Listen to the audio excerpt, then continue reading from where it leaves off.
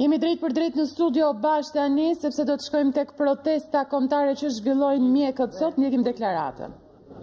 Mjekësia moderne nuk është as e lirë dhe as 100% efektive për kurimin dhe shërimin e sëmundjeve në të gjitha rastet. Duhet jetë e qartë për të gjithë që jo të gjitha rastet e vështira dhe të rënda do t'ja dalin me sukses pavarësisht përpjekjeve të personelit mjekësor.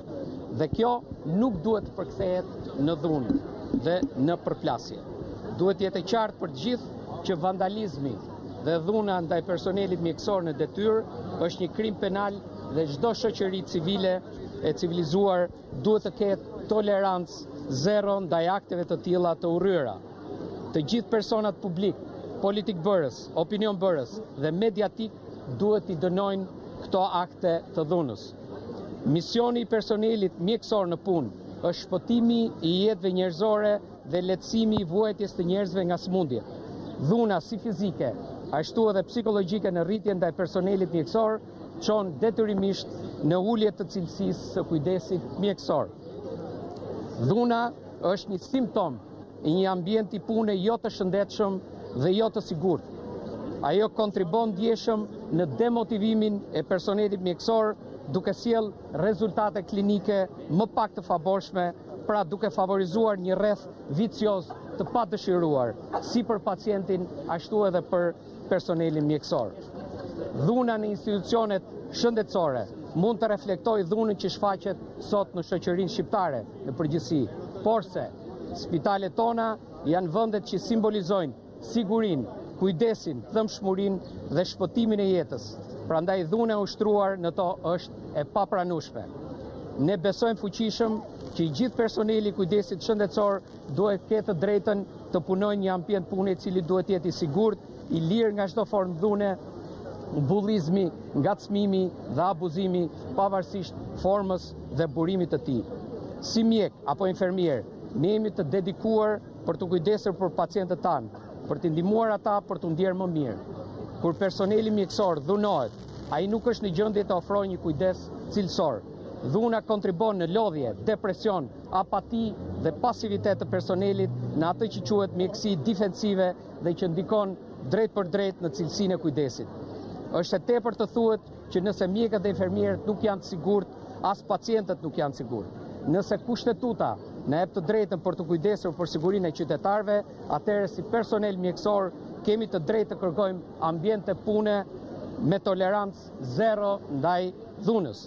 Ne kemi nevojë të ndryshojmë drastikisht kulturën e punës dhe të sigurisë në punë, nga një kulturë që reagon ndaj dhunës pasi ka ndodhur ajo, në një kulturë që e parandalon dhunën para se të ndodhë ajo. Si personel mjekësor që përballemi me këtë dhunë, ndryshimi dhe zgjidhja duhet të fillojë nga ne që shkojmë çdo ditë në punë. Të nderuar kolegë dhe miq e shok, kjo është një thirrje për veprim. Kjo është një thirrje për bashkim. Së bashku, duke folur në një zë, ne duhet i themi stop dhunës ndaj personelit mjekësor. Kjo është një thirrje për të gjithë politikbërës, parlamentar, vendimarrës në ministritë përkatëse të linjës, drejtues dhe administrator të institucioneve kujdesit mjekësor që të bashkohen me kauzën tonë. Ekziston një nevojë urgjente për të shqyrtuar në thellësi shkaqet, proceset, faktorët që kontribojnë në fenomenin e dhunës nga perspektiva e të gjithë personave dhe institucioneve të përfshira. Ka ardhur koha që të rishikohet kuadri ligjor përkatës, që dhuna dhe agresioni ndaj personelit mjekësor në kushtet e punës të konsiderohet si formë e rëndë e cënimit të personit dhe të marrë dënimin maksimal. Robert Owen ka thënë, faktikisht 2-3 shekuj më parë, ne adhurojmë të dy, Zotin dhe doktorin, por vetëm kur jemi në rrezik. Kur rreziku kalon, Zoti harrohet ndërsa doktori fyhet. Ju lutem, besoni te doktori dhe doktorat. Ai është i gatshëm aty për të lehtësuar dhimbjen dhe hallet tuaja. Ndal dhunës ndaj personelit mjekësor. Faleminderit.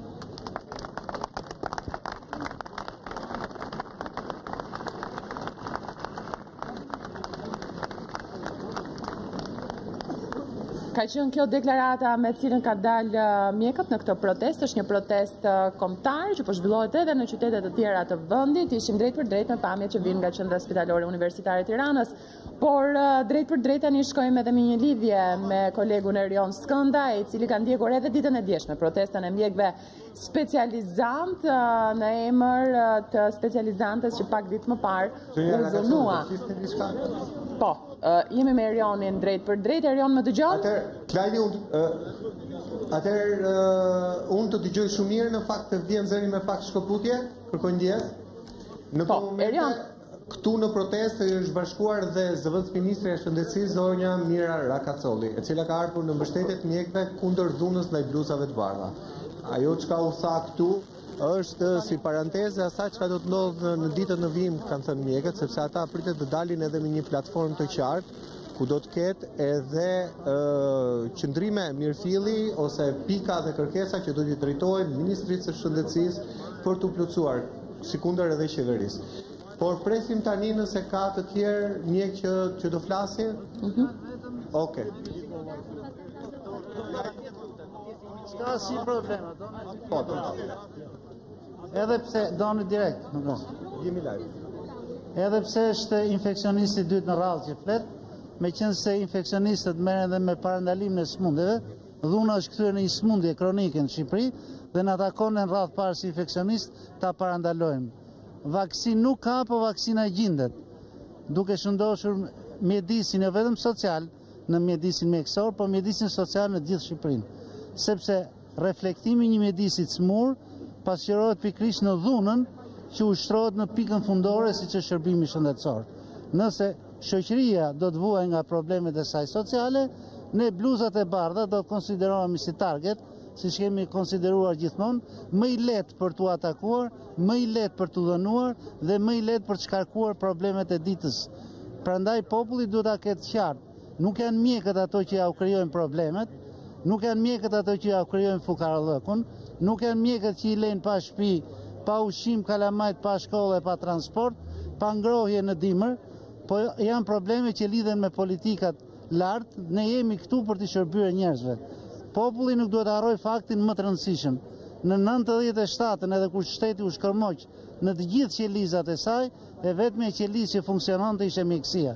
Dhe gjetën shërbim në çdo qendër shëndetësore, nga veriu në jug, nga lindja në perëndim, dhe askush nuk u la pa u ndihmuar. Prandaj duhet ta konsideroni bluzën e mjekut si të shenjtë dhe të mos kërkohet të ndëshkohet 3 vjet dikush që shkel jeshillëku në një fushë e futbolli dhe mjeku ai që dhunon bluzën e mjekut të lirohet nga gjykata. Mjeku është figurë e shenjtë, nëse dikush që shkel fushën e futbollit, vizën e bardhë prej gëlqere, kërkohet të dënohet 3 vjet nga kryeministri, ai që cënon figurën e mjekut ka pak 30 vjet burg. Faleminderit. Ati është doktor Tritan Kaloj që sa po foli, do të mundohemi që të shkpusim diçka edhe zëvendës ministres? Unë jam këtu në emër të Ministrisë së Shëndetësisë dhe të ministres personal të ministres Manastirliu, e cila për momentin ndodhet në një angazhim jashtë vendit, për të protestuar krahas bluzave të bardha, sepse dhuna kundër mjekëve është krejtësisht e papraneshme. Të gjithë jemi të ndërgjegjshëm që këto ditë kanë qenë të mbushura me veprime të dhunshme kundër personelit shëndetësor.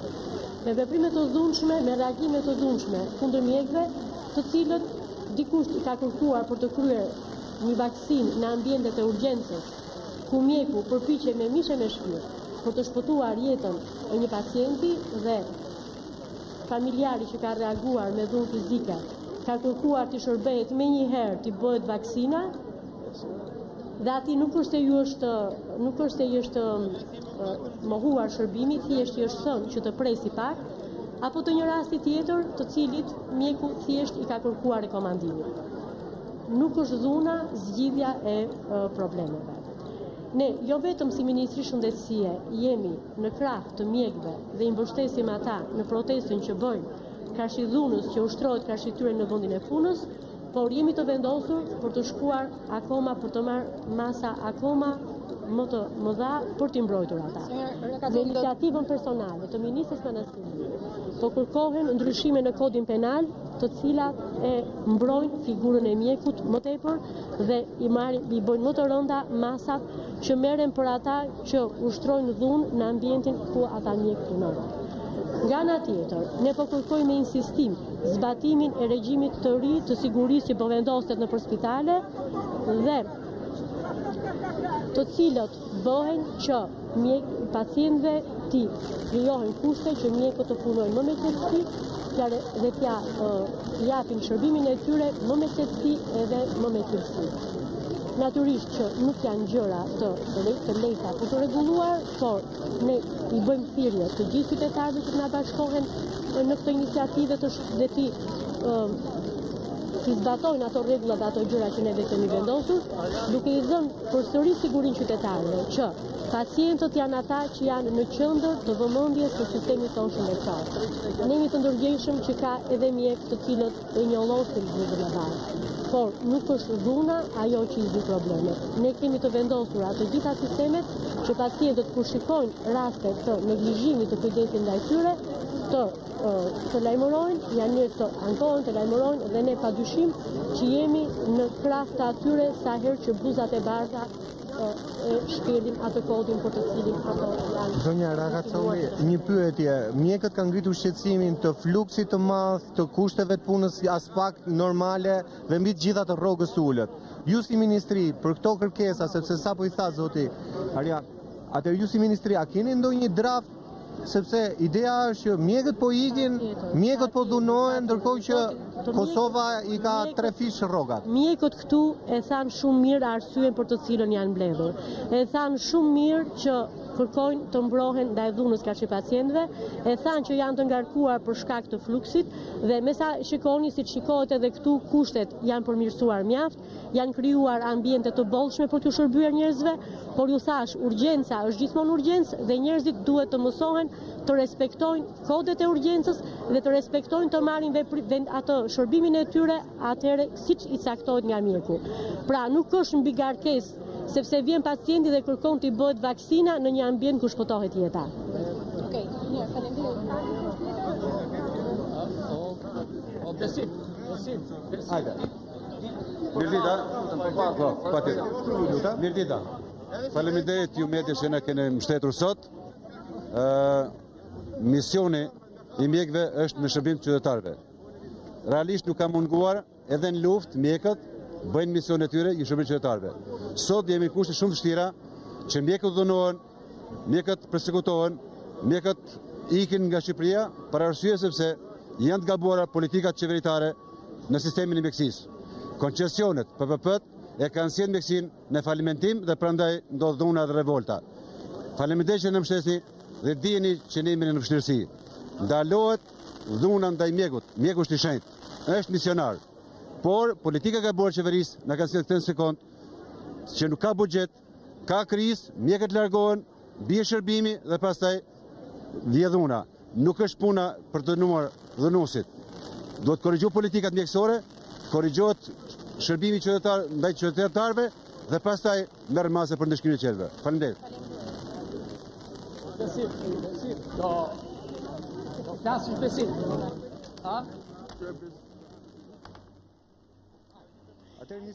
Shem nëse ka mjekë të tjerë që do flasin për median. Një tjetër shef shërbimi në këto momente është zoti Besim Boçi, është shefi i shërbimit ORL. Okej, natyrisht edhe unë solidarizohem me dhunën kundër mjekëve, nuk është ere parë që në QSUT, por jo vetëm ushtrohet dhunë kundër mjekëve. Unë e përgëzoj ministren për krajen që i beri protestës son edhe dje dhe sot, por mendoj që qeveria duhet kalojnë në hapa konkrete për të ndryshuar legjislacionin, ashtu siç beri dje kryeministri për dhunën që ushtrohen për fushat e blerta. Unë mendoj që ne nuk jemi më pak të rëndësishëm se sa lojtarët apo sportistët që marrin pjesë në ndeshje, kështu që ky legjislacion në spital është bërë emergjent në mënyrë që të ketë një paket ligjore të plot dhe të gjithë ata që tentojnë që të ngrejnë dorë kundër mjekut të marrin atë dënimin e merituar, por sigurisht kanë përmjet ligjit. Faleminderit.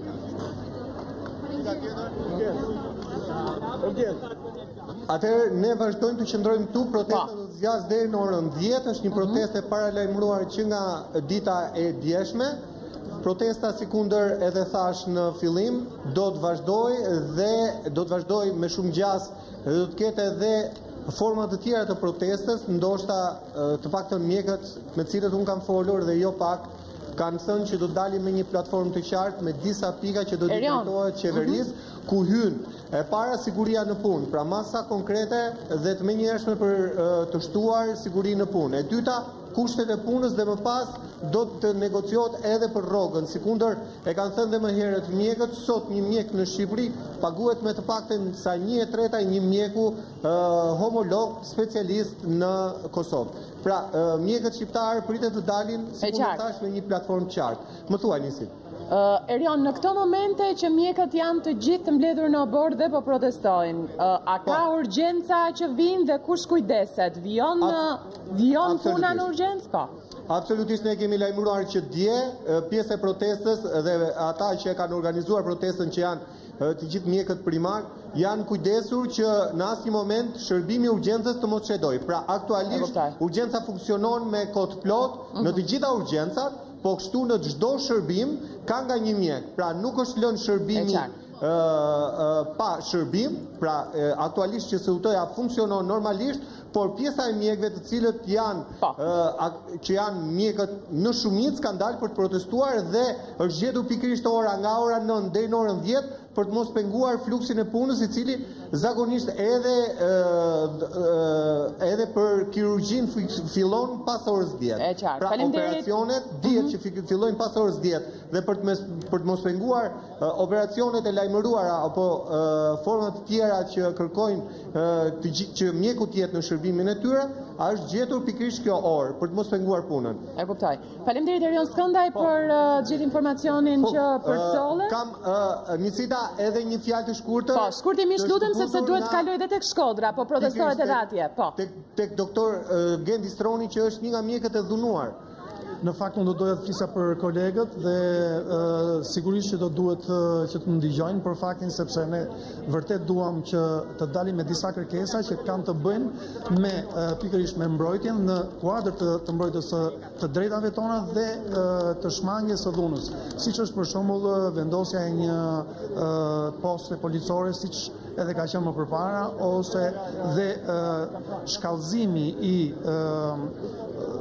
ligjshmërisë në aspektin për të bërë të mundur dënimin maksimal të atij që kanos një mjek ose një bluzë të bardhë. Keni bërë gati platformën? Në fakt jemi duke punuar për të dhe mendojmë që këto kërkesa do duhet që të rivinë përsëri drejt javës tjetër. Kjo është çfarë do duhet të komunikojmë me kolegët. Do të ketë protestë tjetër? Ne po pretendojmë që të rivim në këtë shesh me disa ide të qarta, pikërisht për të ndihmuar dhe strukturat drejtuese ku të kenë mundësi që t'i referojnë kërkesave tona. Faleminderit. Lutem. Atëherë sapo e konfirmoi doktori, do të ketë një platformë, do të ketë edhe një protestë tjetër javës që vjen dhe aty do të prezantohen kërkesat e mjekëve që do t'i drejtohen qeverisë. Kaq për momentin. Po, faleminderit Arjan. Ishim drejt për drejt tek QSUT-së shkëm tani në Shkodër sepse edhe atje ka protestë të mjekëve kundër dhunës ndaj tyre. Marrim informacionin nga Senat Nikshkiqi. Senat, përshëndetje. Përshëndetje nga Shkodra, edhe në Shkodër ka patur një protestë të mjekëve për një orë kanë dalë tek hyrja kryesore e Spitalit, duke protestuar, duke dënuar dhunën ndaj kolegëve të tyre dhe duke kërkuar që të ashpërsohet ligji dhe duke i bërë një thirrje parlamentit që ligji ndaj dhunuesve të jetë më i ashpër, të ndërshojë ato në mënyrë që të mos ketë më raste të dhunës ndaj mjekëve. Kujtojmë që edhe në Shkodër më përpara ka patur disa raste kur mjekët e Spitalit janë dhunuar nga pacientë të ndryshëm. Mjekët deklaruan që të gjithë duhet të na mirë kuptojnë në punën tonë që bëjmë dhe në kontributin që japim për shoqëri, dhe një prej tyre tha që nuk duhet harrojnë vitin 1997 kur gjithë u dorëzuan dhe mjekët qëndruan duke shërbyer ndaj qytetarëve. Po, faleminderit Senat për informacionin. Ishte Senat Mjekësiçi nga Shkodra, edhe atje ka protestë, do t'i drejtohen me disa kërkesa qeverisë mjekët, sikurse dëgjuat edhe gjithë mjekët që morën fjalën në QSUT-së, aty ku ditën e djeshme u protestua nga mjekët specializantë.